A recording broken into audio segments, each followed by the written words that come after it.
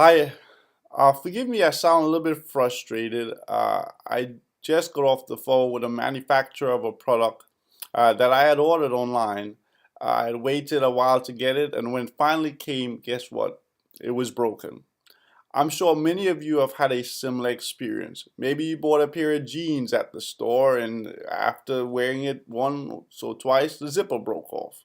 Or maybe you purchased a watch and the hands fell off or it stopped ticking after a few days. Or maybe you waited a very long time to order food or buy your groceries. All of these are examples of what we consider to be poor quality service or poor quality production. And of course, quality is a crucial element to the success or the decline of any business enterprise. Businesses build reputations on quality and lose reputations based on quality. Consumers demand high levels of quality. And many times when we talk about quality, what we fail or what we ignore is that quality has more to do or has as much to do with features, new stuff, cool stuff, as it does with reliability and the performance or the durability and reliability of the product and service in question. These are also elements or characteristics of quality. And as your book describes, as the textbook describes in chapter 6, quality is an entire organizational approach, orientation. It talked about total quality management. It also introduced you to the concept of statistical process control. And that term might sound a bit complicated to you. Statistics, oh, the numbers, what are we doing with this? Simply put, statistical process control is the firm using information that it gathers through its analysis to help understand and to correct any type of deficiencies or errors or issues in the production or in the creation of its products and services. Okay, that's what the firm is doing. It's using information, it's looking at the way it goes about creating products and services, and it is trying to eliminate any area of inefficiency, any area of defect to promote the likelihood of having better and superior products and services. And the reason that the firm is doing that is because it helps the firm, of course, to reduce the waste as well as to reduce the cost or the expenditure that accompanies quality defects and things like recalls. I just heard of a story, or I just learned of an incident where a major supply of airbags to many major car companies has had to do a large recall of all of its airbags over about a 4 or 5 year period. Now, this is probably the biggest product recall in the history of product recalls. And so one can only estimate what it is going to cost this supplier as well as these organizations, not just in terms of actual dollars and cents, because of course it's going to cost to replace all these defective items, but also think about the reputation, think about the business loss and the opportunities lost because of this poor quality issue. And so firms are trying to ensure that this doesn't happen. Now, of course, you cannot eliminate entirely the possibility of poor quality, I would say, defects.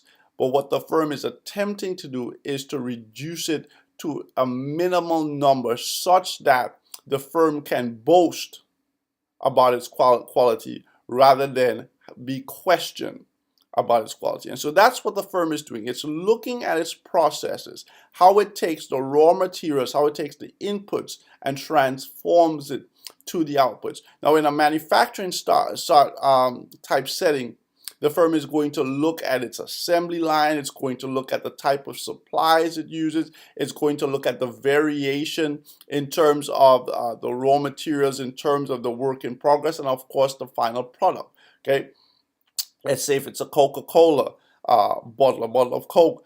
Okay, does the Coca-Cola bottle, excuse me, actually have the amount of Coke in it that it is marketed as? Okay, and what's the variation across bottles, and is this variation acceptable? Statistical process control allows us to measure that and informs us of whether or not this is the case, and if it isn't the case, where the problem has arisen. Is it a case where one of our machines is not calibrated correctly? Is it a case where somebody has not placed or has not done their part of the production correctly? Okay, that's something that can be identified through statistical process control. But it's also not just about correcting existing processes, but it can also help us to rework processes, to make processes more efficient. Okay, you talked about in the text standardization, modular manufacturing. Those types of tools have been used to make processes much easier and much more efficient, thereby reducing the possibility of waste and thereby reducing the possibility of complexity, opportunities for things to go wrong.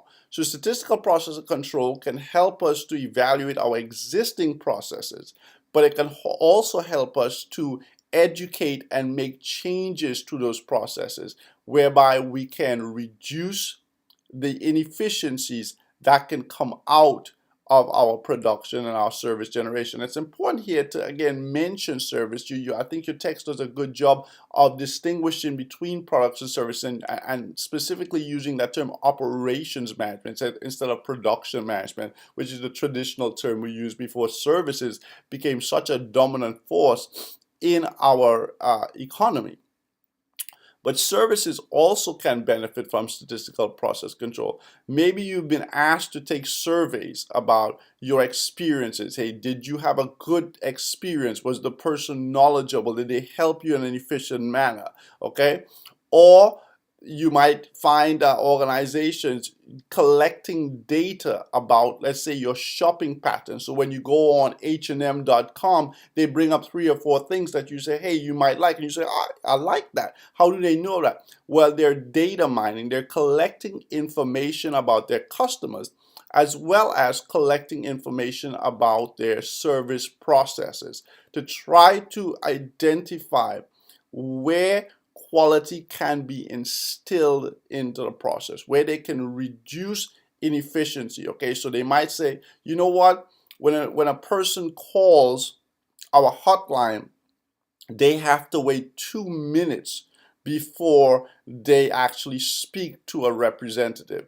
That's a problem because a lot of people are complaining about this, and we perhaps are losing customers. Why are they waiting 2 minutes? Well, the reason they're waiting 2 minutes is because that call has to be routed to 2 separate departments before they actually get to the right department.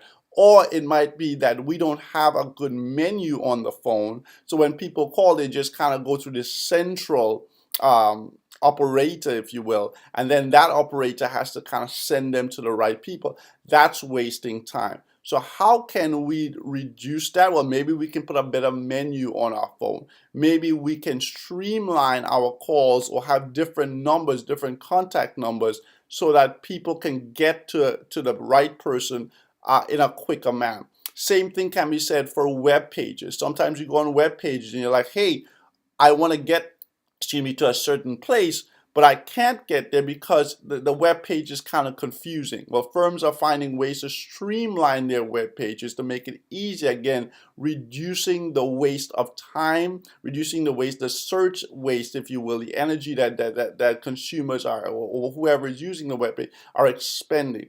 Organizations are doing this all the time. You talk about airlines, you talk about healthcare services, okay, in terms of doctors, administrators. Where in the process can we do things differently to reduce our costs, to reduce our use of materials, as well as to reduce uh, the time element that is involved in our processes. And of course, all of these things are crucial because at the end of the day, this is what we're going to evaluate organizational quality on. It's not just going to be, is that iPhone watch really cool and really flashy, but also importantly, does it do what it's supposed to? Is it durable? Does it work?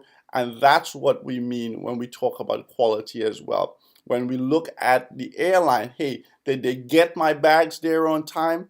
Did I have to wait an extended period of time to board the plane? Okay, was the services on the plane again done in a manner, in a quality and efficient manner? Those are the things we're going to evaluate an organization on. So, statistical process control, extremely important for production as well as service orientation business. It's all about using information, using that information to help educate, streamline, and reduce inefficiencies within the process of service provision or product provision.